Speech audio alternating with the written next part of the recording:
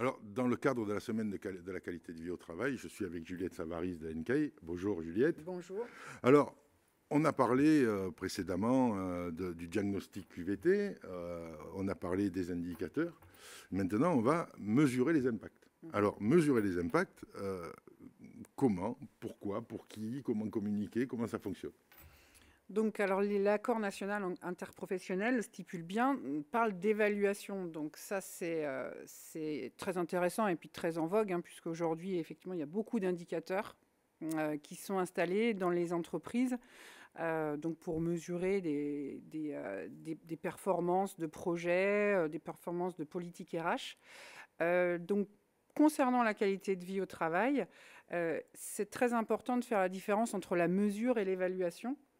La mesure, c'est vraiment un chiffre, hein, donc on va quantifier un impact.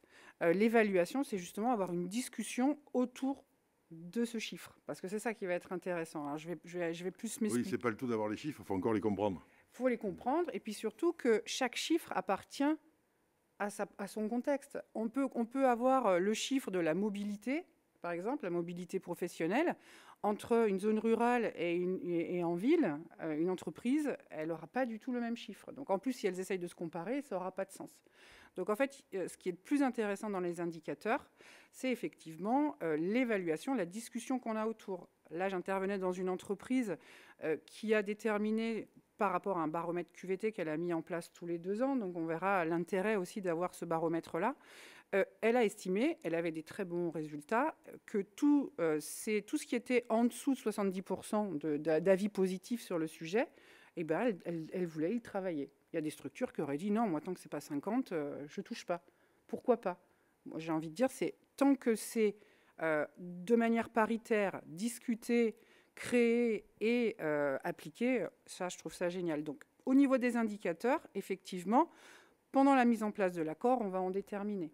On va déterminer quels sont les indicateurs que je vais mettre pour voir si mon accord QVT, en tout cas dans les thématiques, hein, des 6 thématiques proposées par l'ANACT, quels sont les impacts des actions, des expérimentations. Par expérience, vous voyez des incontournables, type absentéisme, accident, maladie, etc.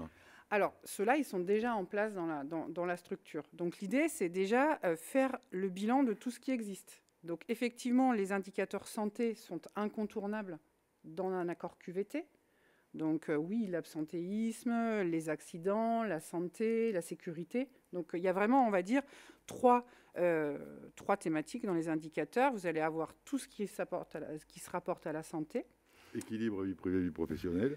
Donc ça, alors équilibre vie pro, vie perso, c'est intéressant parce que là, on va parler dans la deuxième thématique d'indicateur. Alors la deuxième, c'est ce qu'on appelle la perception.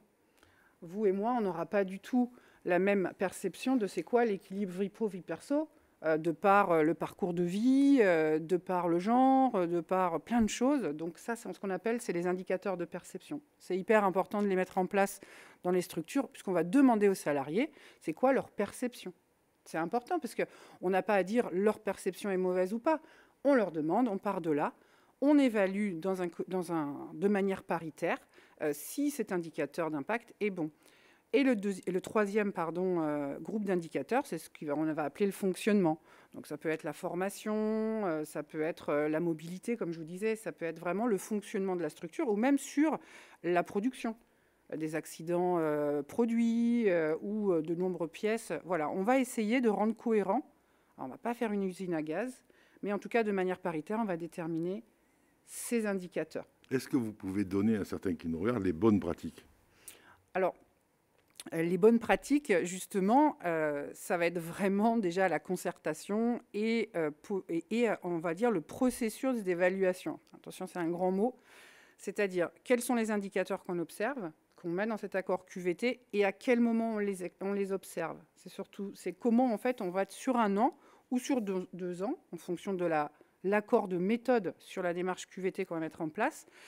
Ce qui explique beaucoup la démarche QVT, et justement, comme je vous disais, l'expérimentation, c'est l'évaluation embarquée. On n'attend pas 1 an pour aller voir ces indicateurs-là. Justement parce qu'on peut faire des erreurs sur des actions qu'on aura mis en place. Donc, on va le faire régulièrement. Alors, on a plusieurs manières de le faire. Et effectivement, c'est soit vous faites ce qu'on appelle du qualitatif. Donc, vous allez faire échantillonner des salariés, des populations pour présenter les indicateurs de perception et leur demander leur avis. Ça peut être et de manière régulière. Vous avez aussi ce qu'on appelle le quantitatif, donc les fameux baromètres QVT, que vous pouvez en fait passer tous les ans ou tous les 2 ans avec l'ensemble des thématiques QVT, l'ensemble des champs, et ça vous permet de voir si vous allez dans le bon sens ou pas. Après, les indicateurs d'absentéisme, c'est très quantitatif. Hein. C'est très... Oui, c'est bête et méchant. Voilà, ceux-là, ils sont... Combien d'absentéisme? Dans quel service en particulier? Alors là, c'est royal, parce que si on sait que c'est dans un service en particulier, on peut se pencher sur le service et savoir ce qui s'y passe. Si c'est un problème d'équipement, un problème de management, de territoire, etc. Il faut essayer d'élargir, effectivement. Donc on peut arriver à tout mesurer. Après, je pense qu'avant même de se poser la question de savoir qu'est-ce qu'on met comme indicateur, comment on les mesure, c'est à quoi ça va servir. Exactement. Parce qu'un accord QVT, on ne le fait pas simplement parce que c'est la mode. Parce que souvent, c'est un peu la mode. Hein.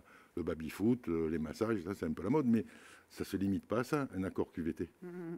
Et donc, effectivement, il y a une grande confusion. Sur la qualité de vie au travail, mais bon, c'est un peu normal. Hein, c'est ce qui s'est passé pour les risques psychosociaux dans les années 2000.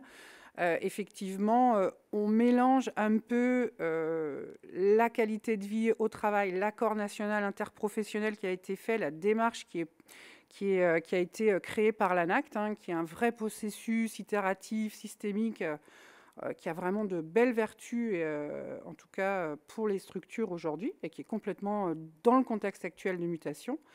Et cette fameuse... je dirais boîte à fourre-tout, bien-être. Bonheur au travail. Voilà. L'énorme escroquerie du bonheur au travail, comme si l'entreprise était un lieu de bonheur. Non, voilà. L'entreprise, c'est un lieu de travail.